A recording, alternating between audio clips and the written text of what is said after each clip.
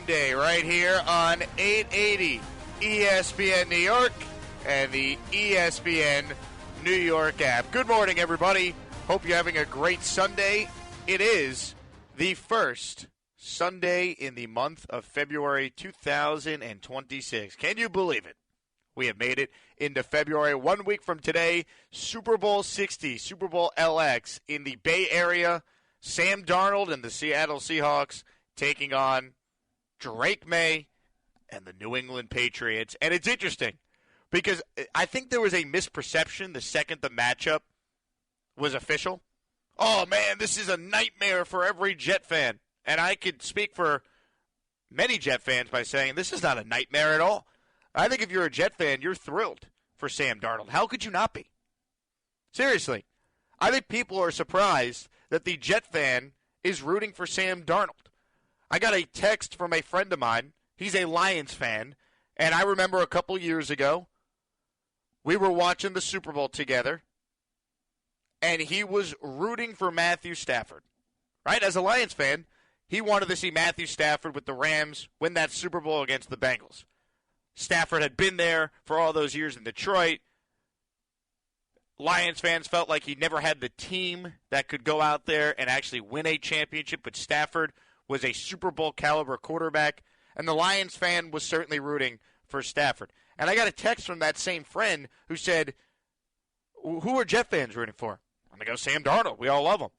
And he said, really? But he was only there a couple of years. And I said, yeah, but we all saw in those couple of years that this was a guy that was talented enough to be a franchise quarterback. And while he wasn't perfect with the Jets, he never took shots at the Jets since he left. We knew that the Jets gave him a brutal situation. His head coaches were Todd Bowles and Adam Gase. His number one wide receiver was Robbie Anderson, and then they let him walk in free agency. So I think every Jet fan out there was rooting for Sam Darnold and is rooting for Sam Darnold because since he's left the Jets, he hasn't been one of these former Jets that's taken shots at them publicly. He's talked about how his experience in New York helped shape who he is as a player today. He's never taken shots at ownership, any of the coaches, the lack of talent, and he easily could have. And every Jet fan understands that Sam Darnold was never put in the best position to succeed, and that's why the fan base cheers him on. And Sam Darnold's time with the Jets, it's actually aged better than anyone could have thought because the guy who came after him was Zach Wilson, who was horrific. At least with Sam Darnold at the end of his rookie year, his last 4 games, I remember doing talk shows about this. Well, he had the number 1 quarterback rating in the league over the last month of the year. Right, there was a moment in 2019 where Sam Darnold came back from mono and had that great game against the Dallas Cowboys. He had that great game down the stretch of his rookie year where he went toe-to-toe with Aaron Rodgers, who was on his way to winning an MVP that season. Like, Sam had moments where you said, man, this guy could be the dude. And then they gave him Adam Gase, and he never really took that progressive step forward. But I think Jet fans look back on it and they know it wasn't just Sam Darnold. It wasn't Darnold. And Darnold has done an amazing job bouncing around but finally finding a home in Seattle and putting it all together. And you saw the Vikings general manager get fired on Friday. And that directly, if you believe some of the reports, had everything to do with the fact that the Vikings general manager wanted to move on from Sam Darnold and play J.J. McCarthy, and Kevin O'Connell, the head coach of the Vikings, said, let's keep Sam. J.J. might not be ready. So Sam Darnold got a general manager fired, but not for poor performance, but because he was so damn good since he left Minnesota. And that's the thing. People will dunk on the Jets. They let Darnold leave. I mean, Carolina had Baker Mayfield and Sam Darnold. Where's the outcry for them? But nobody cares, right? It doesn't fit the narrative. It's just LOL Jets at all times. Minnesota won 14 games with Sam Darnold and let him go for a guy who played like Zach Wilson for most of this year and J.J. McCarthy. Where's the outcry for them?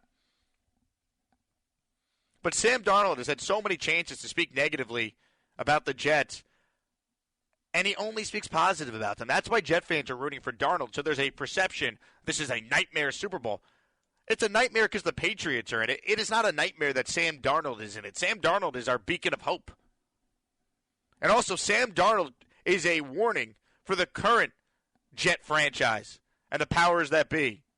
And really specifically ownership, because this is where Woody and Christopher Johnson got to step up and say, hey, don't just take Ty Simpson at number 2 or at number 16 because, you need a quarterback. The Jets are not equipped right now to develop a quarterback with this coaching staff. They're not. All right, Tanner Engstrand, he gets fired on January 27th. I'm down in Mobile this past week, and the Jets are the biggest joke in the league when you talk with people. So as we sit here and we learn from the Sam Darnold mistake, if you're the Jets, you need to have the right coach to develop the quarterback. It's not just the talent of the player. You could actually pick the right player, as the Jets did with Darnold, and you could go out there and not get it right.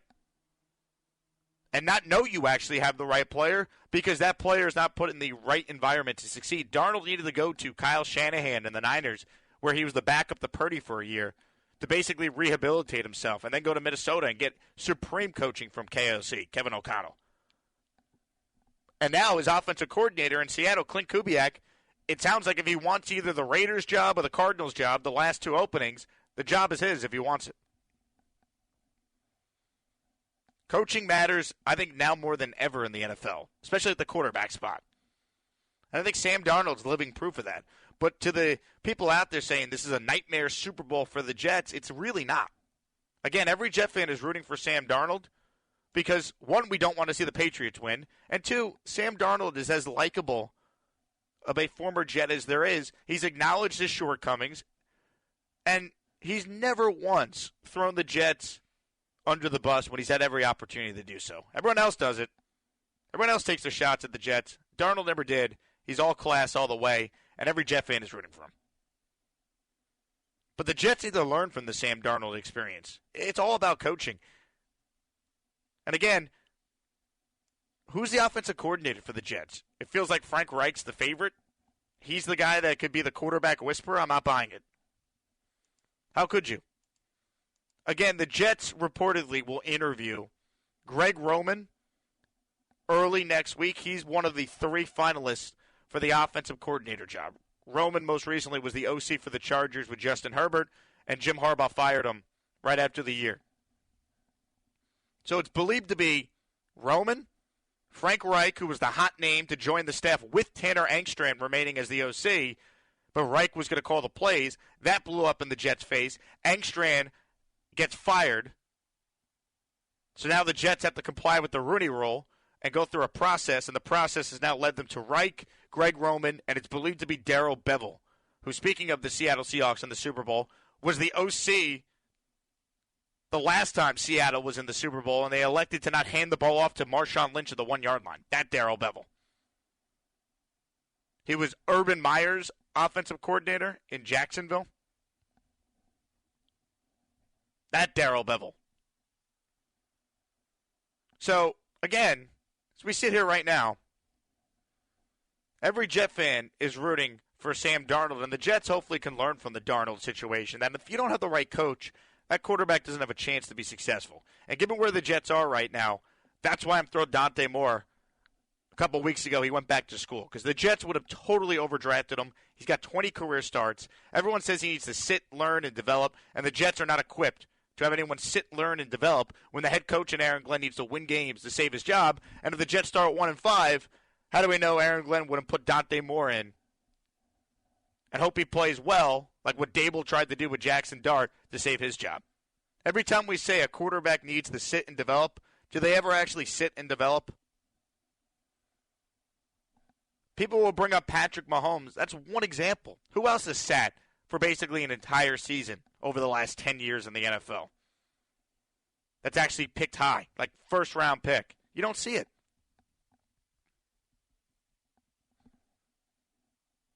So, again, it's quarterback and it's coach. The Jets seemingly don't have either, and they're trying to hire basically a washed offensive coordinator to replace a guy in Tanner Engstrand, who certainly wasn't perfect, but I can't sit here and say, well, Tanner Engstrand,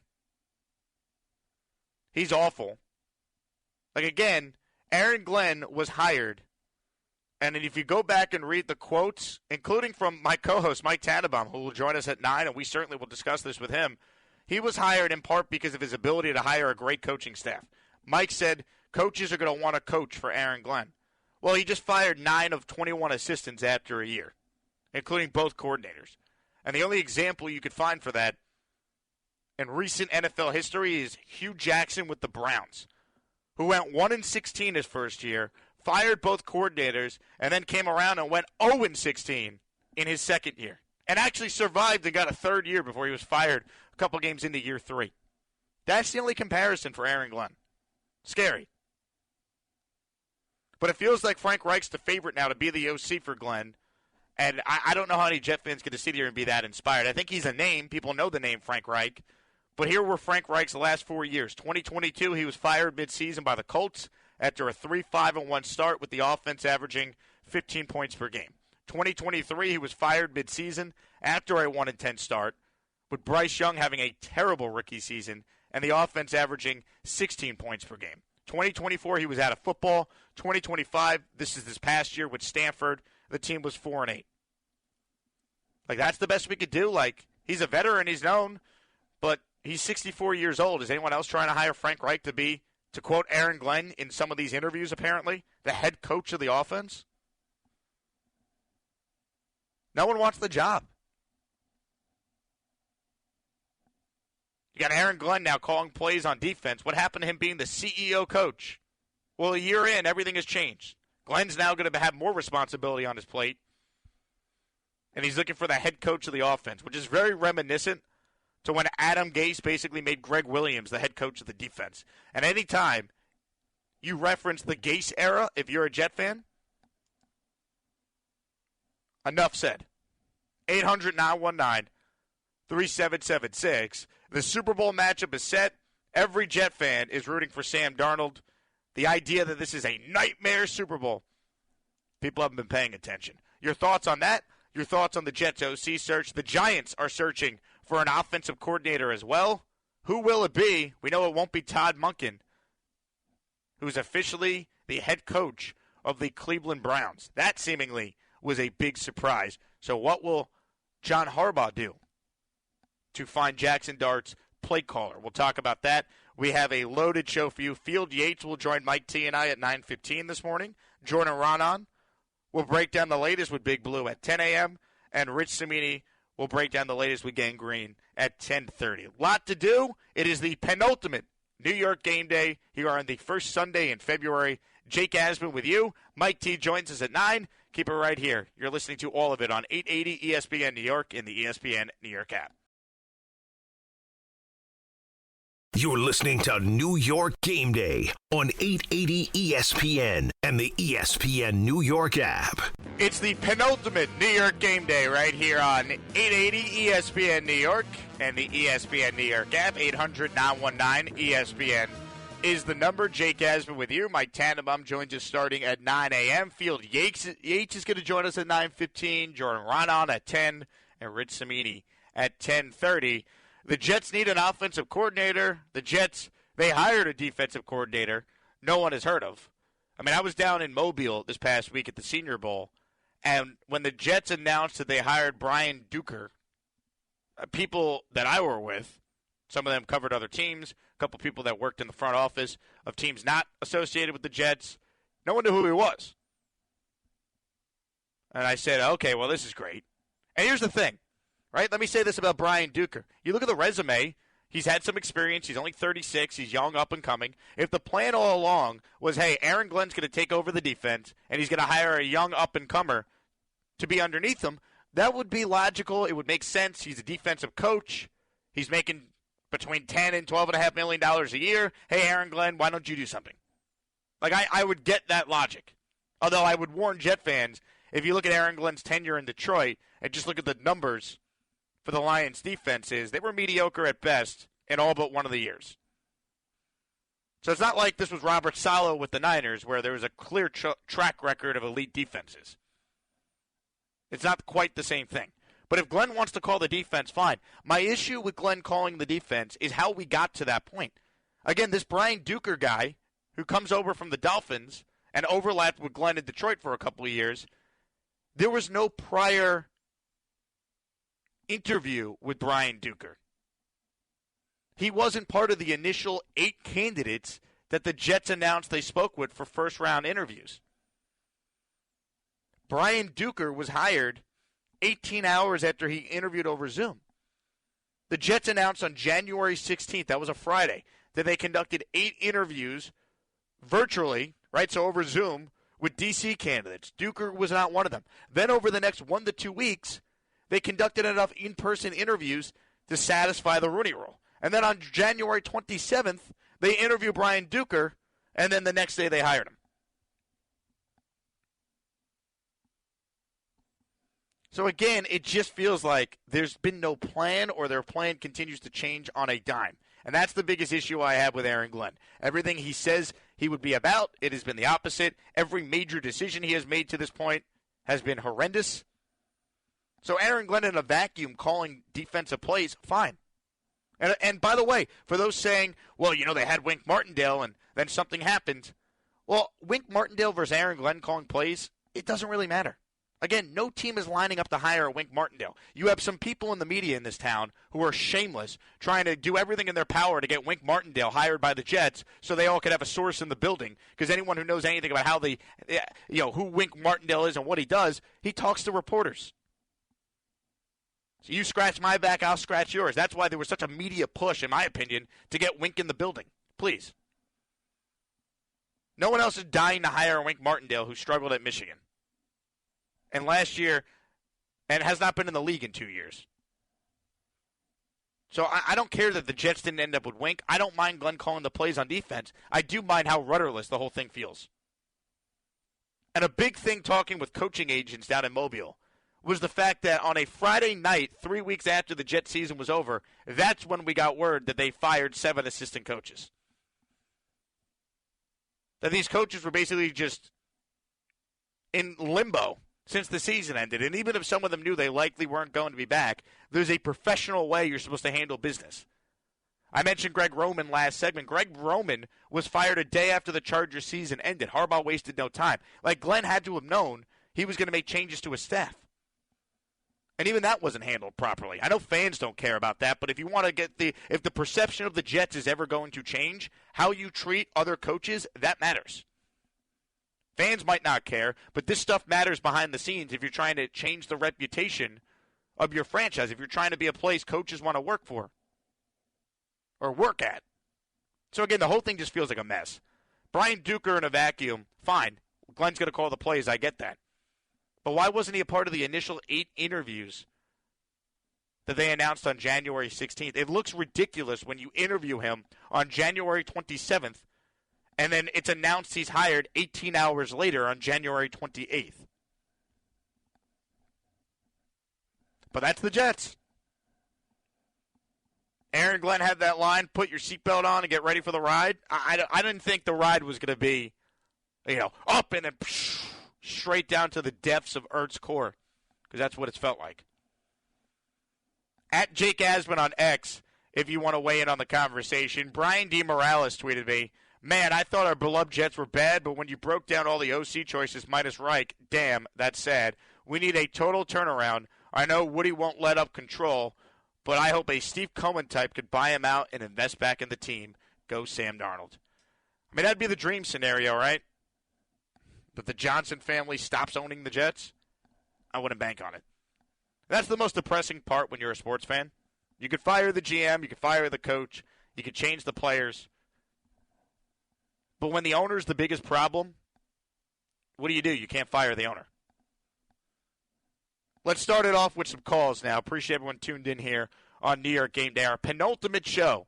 First Sunday in February, 1 week from today, Super Bowl 60 in the Bay Area, Seattle against New England. And everyone, at least in the New York area for sure, is rooting for the Seahawks. Let's go to Muhammad on Long Island. He's first this morning on NY Game Day. Hello, Muhammad.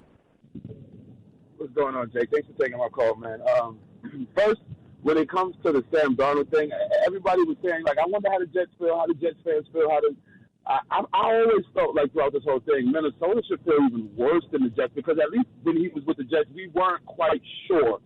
He showed them what he could be, and they still let him walk for an unknown. So when I seen that GM get fired, I said I was thinking it for weeks. But when it comes to the Jets, I want to ask you, Jake, what is your best scenario for our quarterback room next year? So I'm hearing Malik Willis, I'm hearing Mac Jones. I personally want to get Kyler Murray, but how I would want to play it is that at number 2, let's get the best D lineman and the best defensive end in the draft, or the best the best quarterback, somebody to get to the quarterback, and then at 14 do we have? Let's get the best wide receiver to go opposite of Garrett Wilson. Then if we can trade back into 32, I wouldn't mind taking Ty Simpson or Chambers. I actually thought Ty Simpson was really good, maybe for the first 6 weeks of the college season, but his team started to get hurt around him, his running back, his line. So he started to not look as good, but I think he's good. I think he could be as good maybe as a Jared Goff. So if we could sneak back into the first round and grab him at 32, I would love that. So I just want to hear your thoughts on what you think our quarterback room will or should look like next year. Thanks for taking my call. You got it, Bob. A good call. By the way, just to remind people, these were Sam Darnold's numbers with the Vikings in 2024. 66% completion percentage, 4,319 yards, 35 touchdowns, 12 interceptions, quarterback rating of 102.5. He actually put up better numbers in Minnesota than he did in the regular season this year with Seattle. Seattle this year, he had 4,000 yards passing, 25 touchdowns, 14 interceptions, and the quarterback rating was 99. So Darnold actually was better with the Vikings than he was this year when his Seahawks team went 14-3. He's won 28 games as a starter the last 2 years. And the big thing with Sam, too, he was injured with the Jets. He got hurt his rookie year. He got hurt his sophomore year. Well, he didn't really get hurt. He had mono. But that technically counts as an injury. You know, he's kissing too many baddies when he was a young, spry, 22-year-old quarterback in the Jets, I guess. I don't know. But he actually had a winning record with the Jets in 2019. He was 7-6. Again, Adam Gase was the coach. He went 7-6. And then it all fell apart, as we know, in 2020. They let Robbie Anderson go. The roster was terrible. And that turned into the tank for Trevor Lawrence here that never was. Sam could play. He just needed the right coach, and he's gotten that now the last couple of years, and you're seeing the result. As far as the Jets now in present day, I do think Kyler Murray is an option, but I think that'd be a mistake. He can't stay healthy, and the fact that Kyler Murray needed to have a clause in his contract when he signed his extension with the Cardinals that he had to study film. Do you want that guy on the Jets? Because the Jets are going to draft the quarterback. It might not be in the first round, but they got 2 second-round picks. They're going to add someone to that room. Is Kyler Murray the right veteran to help that guy? I think my ideal scenario, and I was against this guy for a while, but he finished the year playing well, it might be Kirk Cousins. If the Falcons reportedly release him, I know Cousins is old, but at least he's a professional, right? Cousins and Frank Reich calling the plays. Like, you won't be inept offensively. I don't think you'll be good offensively, but the Jets do have an offensive line that could protect Cousins, who can't really move. He'd be another year removed from the Achilles. Cousins will be 38 in August. Now, would Cousins want to come to the Jets if he's got other options? I mean, that's the question. But he was 5-3 as a starter this year. He did lose to the Jets, though, for what it's worth, and that kept Atlanta out of the playoffs and probably cost Raheem Morris his job. By the way, speaking of the Jets, Tanner Engstrand, he got a job. He's now the passing game coordinator for Kevin Stefanski down in Atlanta with maybe Kirk Cousins. So I joked that, Tanner Engstrand is, one of the first Titanic survivors to wash up along the shore. He found another job. Got away from the sinking ship that is the Jets, but I digress. I think maybe a Cousins, and then you draft Trinidad Chambliss, or maybe you take a chance on Ty Simpson. I'll tell you what, being down in Mobile, the quarterback I liked the most was LSU quarterback Garrett Nussmeier, who was actually the MVP of the Senior Bowl in the actual game that was played yesterday. Nussmeier a year ago was thought to be first-round pick, maybe number 1 pick in the draft type of player. He's the son of a coach. His dad is the quarterback coach of the Saints. Nussmeier's got small hands, though. His hands came in under 9 inches, so for NFL scouts, that might be a no-go. But Nussmeier, to me, in the second round, or maybe if the Jets could trade out of one of their second-round slots and acquire a third-round pick, and use their third-round pick they get in a trade down to take a chance on someone like a Garrett Nussmeier or Penn State quarterback Drew Allard, who's got the size and the talent, something like that I could see the Jets doing. But he was the quarterback, just watching the quarterbacks in person, that stood out to me as a possible option. So maybe a Cousins and Nussmeier quarterback room, I wouldn't hate it. 800-919-3776. Subi in Midtown is up next on New York Game Day. Good morning, Subi.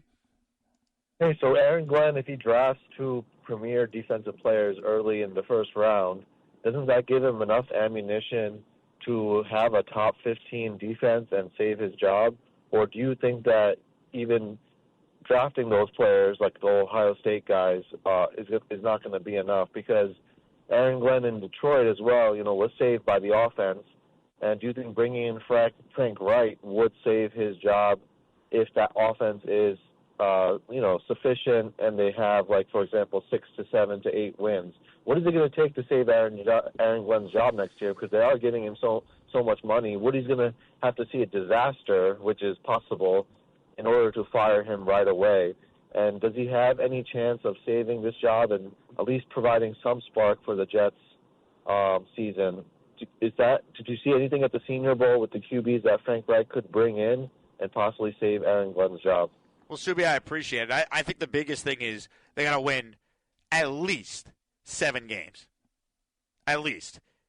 And they got to get out to a decent start. It can't be, what happened, for example, in Adam Gase's first year, where they started 1-7 and then, they ended the year beating some bad teams, some backup quarterbacks, and the overall record was 7-9. It didn't look as bad. I think it's going to have to look good throughout the year. They're going to have to get out to a good start. For all his faults as a head coach, Robert Saleh in year 2, the Jets were 6-3 and 7-4 before they lost their last 6 to finish 7-10. Glenn's going to have to get off to a good start. That's why I think a professional like Kirk Cousins gives you the best chance. And then when you start losing, then if they pivot to a day 2 quarterback selection, right? Let's say it's Nussmeier, or let's say it's Trinidad Chambliss if he doesn't win his appeal for another year of college eligibility. If that guy shows something, well, then maybe there's an argument, hey, keep this coaching staff around. They're starting to develop a quarterback. You could try and spin it in that regard. But they're going to have to win games. And based on what we have seen from Aaron Glenn, is he capable, even with the number 2 pick in the draft, going to a defensive player and adding more talent in free agency with the money the Jets have? To me, it wasn't just a talent problem last year for the Jets. When they were, quote, trying to win, they were 0-7. I'm not convinced that they can win 7 games. Saleh built the top 3 defense, and the best they could do was 7 wins. Glenn is not solid from a defensive play caller standpoint. He's not. And though Saleh didn't call the plays defensively, Jeff Ulbrich did, Saleh was intimately involved in the game plan. Glenn told you, we're running the Wilkes defense this year. Put all the blame on him. Well, now all the blame's going to be on Glenn because he's the one that's taking over the defense now. So he'll sink or swim based on his play calling acumen and coaching acumen defensively. 800-919-3776. Bunch of you still on hold. Kyle, Ira, Lee, we're coming to you. Keep it right here. Your calls on the Jets as they search for an OC. And Sam Darnold is in the Super Bowl 1 week from today. Mike Tannenbaum joins us at 9. The latest on the Giants OC search. We'll get into that as well. Keep it right here. It's New York Game Day on 880 ESPN New York and the ESPN New York app. It's a weird feeling, right? It's the first Sunday since August. We haven't had football. None at the college level. None at the professional level. The Pro Bowl is this week. Normally it was on Sunday back in the day, but that's a tradition that is done. The Pro Bowl, I believe, is Tuesday, and it's in the host city, but it's no longer an actual game. It's flag football and other events.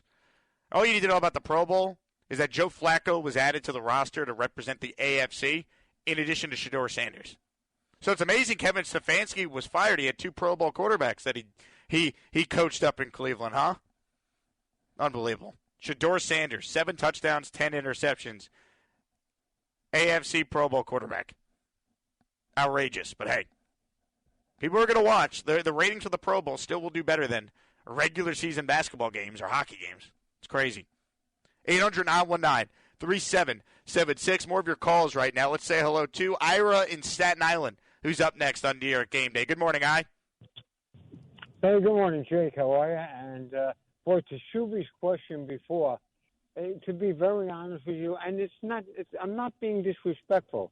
I'm telling it the way how I feel in my opinion, and doesn't mean people have to listen to my opinion. And I hope Mike T is listening on the other end. Aaron Glenn may be a good leader of men, but he's not a qualified head coach because I think he was a below-average defensive coordinator. So I'll leave it at that. As for Kirk Cousins, I've been talking about him. I think that would be the best option. I'm trying to connect the dots. Hopefully, his connection with Spielman, maybe he'll want to come here for a year. And, just going forward, listen, we've talked about it endlessly. I don't see any hope into going into next year. And that's the first time since I followed this team. And I followed this team since 1964. Even when Kotite had that free agent splurge, and he got Neil O'Donnell and Jumbo Elliott and whoever else he got. They spent a fortune, Jeff Graham, and they turned out to be 1-15. I had more hope going into that season than to this season. I want to be so wrong about this. It's just somebody has to explain to me how anything is going to get better.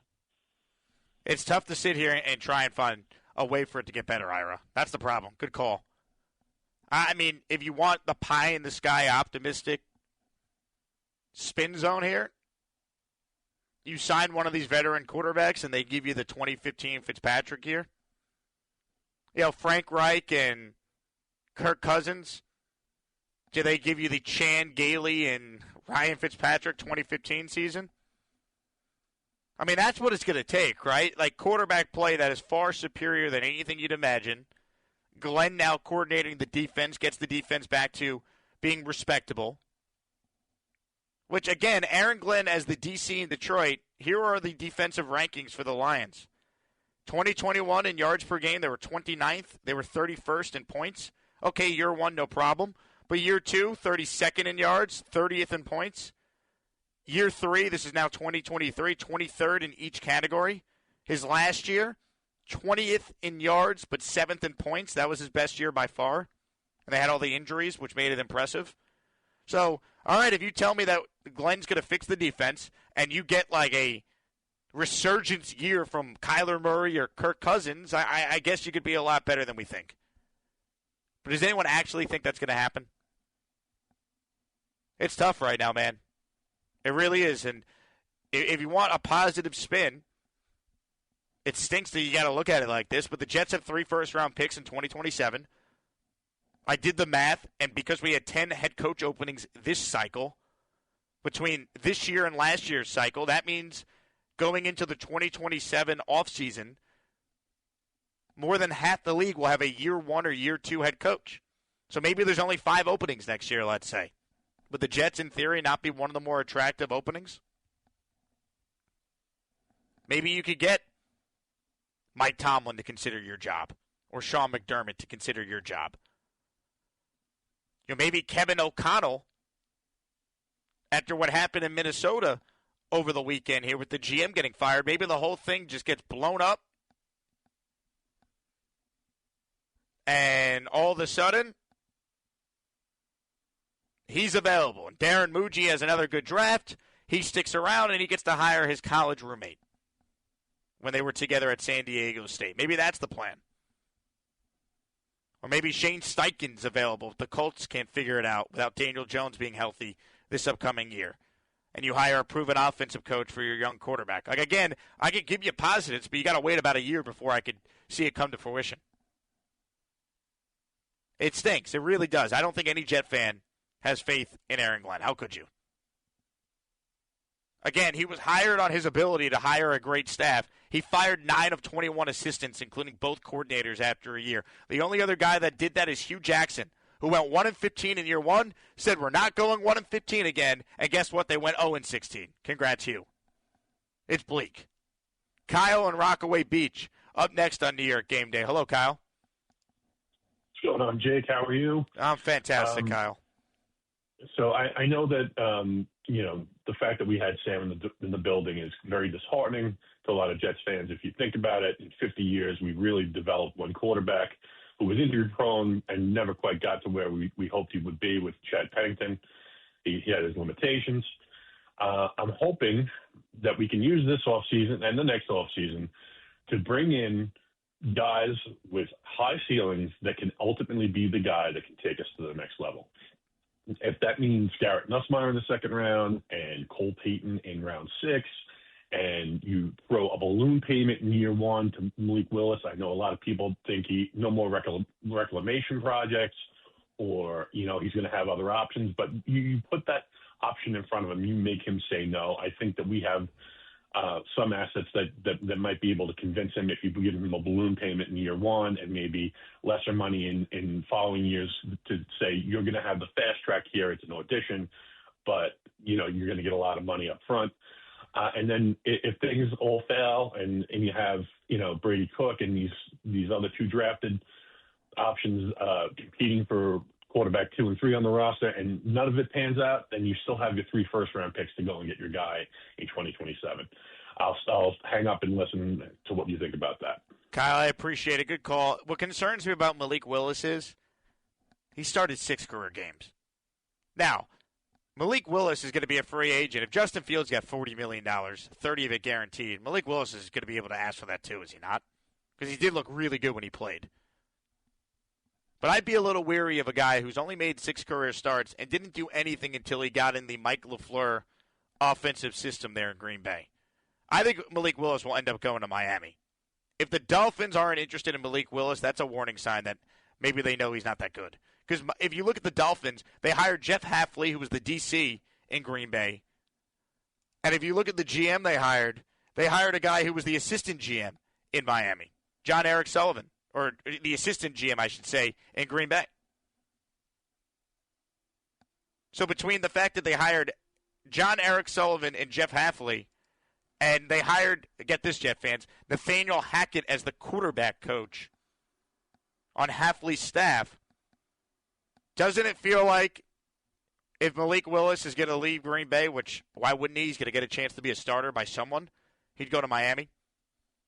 Like the Jets could offer so much money that Malik Willis, I guess, would have to consider them. But is that really how you want to build your team?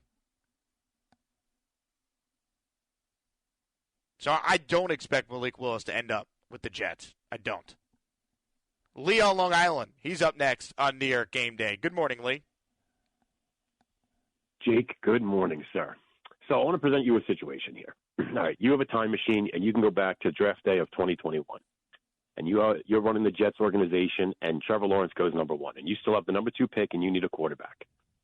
Your choices are Zach Wilson, Trey Lance, Justin Fields, Mac Jones, maybe you like Kyle Trask, Kellen Mond. Are you taking any of those guys in the first 2 rounds, knowing what you know now? Well, exactly. Knowing what I know now, absolutely not. No, knowing what you know now, absolutely not.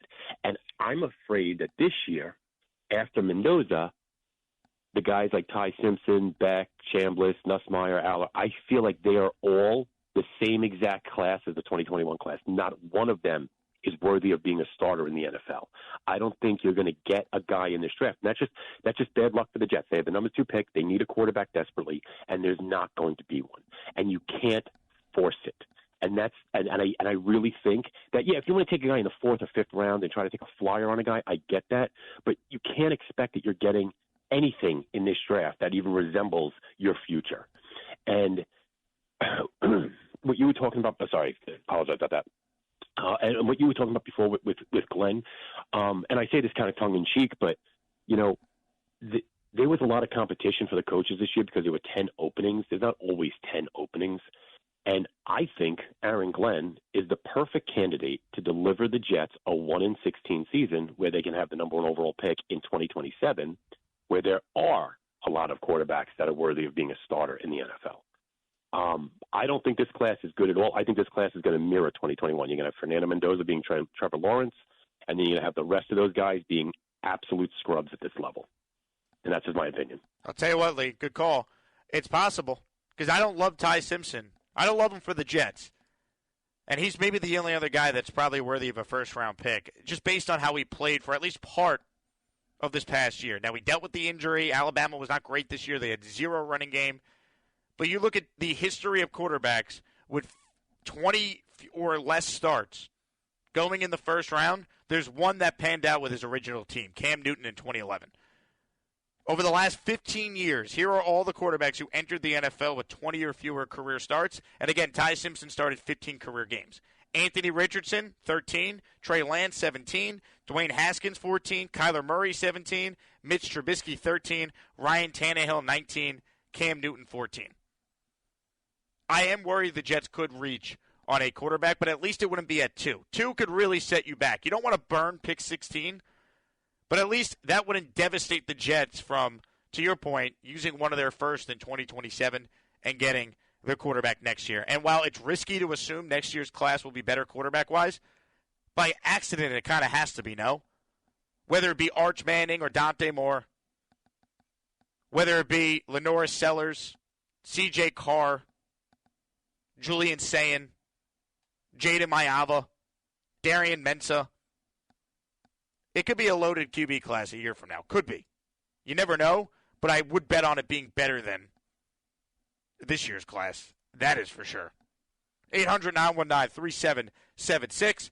Final break of this hour. We'll come back. More of your calls. Mike T joins us at 9. Field Yates at 9:15. Lot to do. It's the penultimate New York game day here on the first Sunday in February, 1 week from the Super Bowl in the Bay Area. Keep it right here. You're listening to all of it on ESPN New York and the ESPN New York app. The days in New York, the days in Carolina, like those are part of my journey and they're part of my experience, and I loved it, every single part of it. Like, yeah, there were some lows that sucked. I'm not going to lie to you. And that's part of it though. Like, I learned so much from that, and, I'm able to move on. And it's funny, like after every single game we lost or things that didn't go well, like I was able to wake up that next day and see the sunrise and go into the building and see my teammates and have fun with my coaches. Like, that's a part of life. And, I think being able to realize that at this point in my career, like it allows you to kind of take it one day at a time and enjoy every single little moment that you get with your teammates, because as we all say, like we're never with the same team, year in, year out. Yeah, you might be with some of the similar guys, especially if you stick with the same team, but, there's never all 70 that are the same throughout a season. So you just try to enjoy it as much as you can. That is why Jet fans are rooting for Sam Darnold. That answer right there, courtesy of the Dan Patrick Show. It's New York Game Day right here on ESPN New York. Mike Tannenbaum joins us coming up at the start of the 9 a.m. hour. This Super Bowl is not a nightmare for Jet fans. If you're a Jet fan, you are rooting for Sam. He's had every opportunity to throw the Jets under the bus, and it'd be justified if he wanted to, and he's never done it. He's been classy the entire way. We all understand the franchise didn't put him in the best position to succeed, and Sam's acknowledged he didn't play as well as he needed to play to stick around, but he's a class act. And many of us, we knew Sam Darnold was the right pick when they made it. I'll never forget how excited I was when we learned Baker Mayfield was going 1 and the Giants were taking a running back in Saquon 2nd overall. It felt like we had the guy. And at times, Sam Darnold played like a guy who could be a franchise quarterback. The way he ended his rookie year playing as well as he did. Moments in year 2 when he actually was 7-6 as the Jets starter. But they set him up to fail. He never had protection. Joe Douglas promised Sam's parents he was going to protect him. That didn't happen. They let his best receiver, Robbie Anderson, walk in free agency. And the fact that Robbie Anderson was his best receiver tells you all you need to know. Sam Darnold was failed by the Jets. Zach Wilson just stunk. All right, they gave Zach Wilson an elite defense. He had Garrett Wilson. He had Breece Hall. He had better protection than Sam had. He just was bad. And I don't think Zach Wilson came across very likable when he was the Jet quarterback. I think Sam always did. So I don't look at this Super Bowl like it's some sort of nightmare for the Jet fan. It's easy. You root for Sam. He's been on 4 other teams since he left the Jets. And again, the outrage should be at Carolina. They had a quarterback room that had Baker Mayfield and Sam Darnold in it. The outrage should be at Minnesota. Sam won 14 games for them a year ago, and they chose J.J. McCarthy, who can't play, it looks like, over Darnold. That's where the outrage should be. The Jets couldn't wait around 7 years for Sam Darnold to turn out to this quarterback. It was never going to work. And by the way, I don't believe it was going to work if the Jets kept Sam Darnold and traded out of the number 2 pick Because that team in 2021, that roster, even if they got extra picks and they added Jamar Chase to the team instead, let's say, or reportedly they wanted Devontae Smith, I don't think that would have been enough for Sam to play well enough to justify the Jets sticking with Darnold long term. I just think it was doomed the second they hired Adam Gase. You know, Christopher Johnson had the infamous line that Gase is coaching football to where it's going. You want to know why the Jets remain the Jets? Because they keep hiring the wrong people.